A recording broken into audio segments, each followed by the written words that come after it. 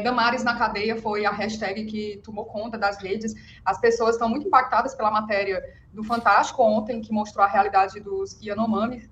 Damares entrou para os Trending Topics novamente, e as pessoas começaram a relembrar todos os absurdos que ela fez, assim, mostrando que é uma sequência, como tudo desse governo que passou, né, como o Lula fala, ele sempre dá um jeito de não falar o nome do Bolsonaro, né, ele fala governo anterior, anos recentes, aquele outro, enfim.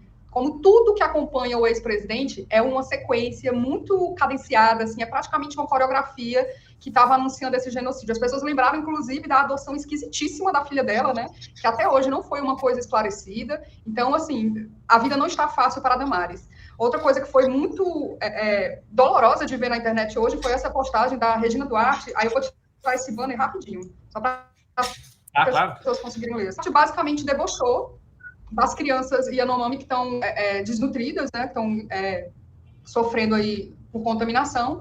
E aí, inclusive, eu peço ao artista, autor dessa imagem, eu espero que ele saiba que a Regina Duarte está fazendo esse tipo de uso da imagem dele. Ela fala assim, ela está debochando. A criança desamparada está debochando.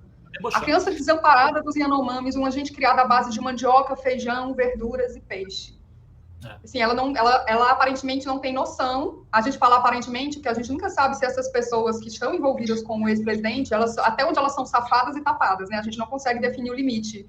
Então, mas assim, Rodrigo, as redes sociais dela é aquela caricatura de tia do Zap. O dia inteiro compartilhando fake news, ela ainda está nessa negação, ainda acha que foram infiltrados no dia 8, está repetindo que os índios são índios da Venezuela, fugindo do comunismo, e ainda que fosse, né? É curioso que essa mulher, que é uma artista, não consiga ter empatia por crianças que estão passando por essa dificuldade. Então, assim, essas duas mulheres bolsonaristas tomaram conta das redes sociais hoje, Rodrigo, aliás, desde domingo, né? Desde ontem, elas tomaram conta das redes sociais, mostrando do que é feita essa gente, né? De maldade e de colocações levianas. Regina rima com cloroquina, diz o Pedro Henrique.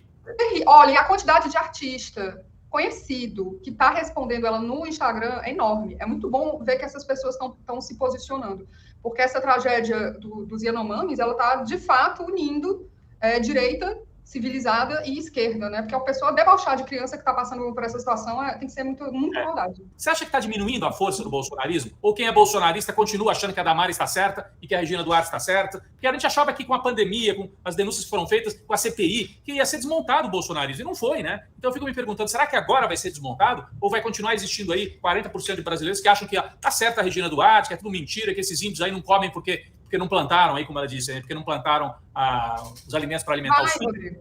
Sabe, assim, eu sei que vai, porque eu acho absurda a existência de bolsonarista nordestino. O Bolsonaro já fez inúmeras declarações do quanto ele não suporta o povo nordestino. E eu percebo muito isso.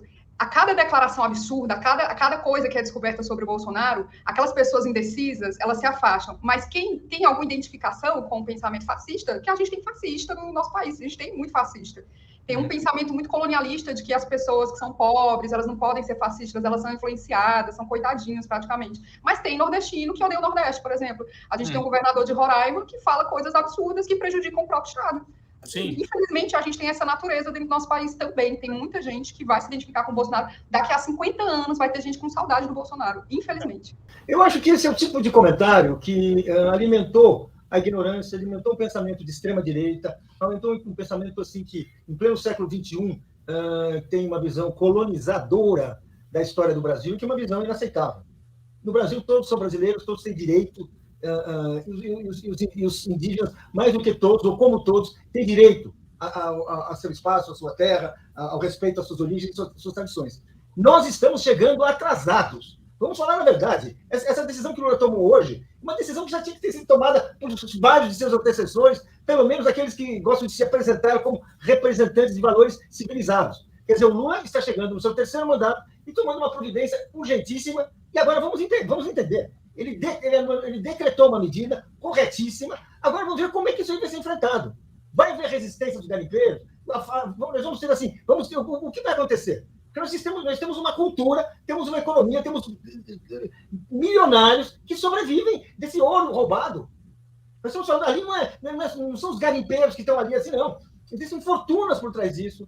Pessoas assim que há décadas estão ali vivendo disso, explorando isso e contando com a impunidade.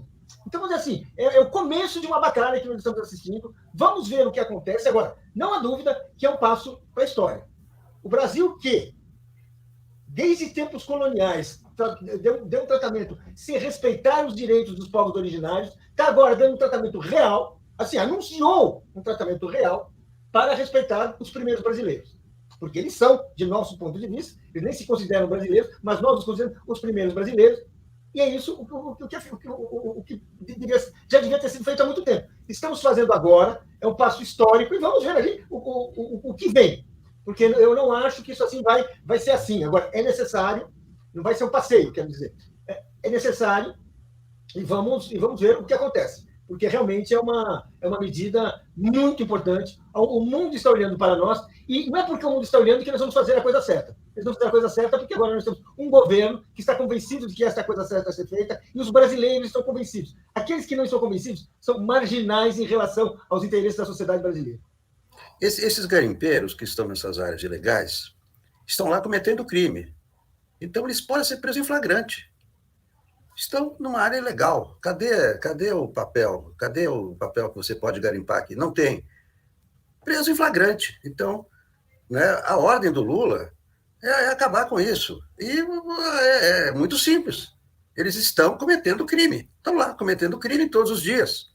É prisão em flagrante. Agora, é claro que tem a dimensão, né? Imagina, são 200 pistas de clandestinas, né? Os barracos que os caras estão lá no meio de uma floresta, de uma área imensa, né? De um território imenso. Então, tem muitas dificuldades para acabar com isso. Não é uma coisa assim, vai e acabe, né? Exige uma logística, exige né, uma operação, né? Várias operações muito grandes e muito bem estruturadas. Não é uma coisa simples. Mas o importante é que o Lula deu hoje o primeiro passo e mandou fazer. Reuniu os ministros e mandou fazer.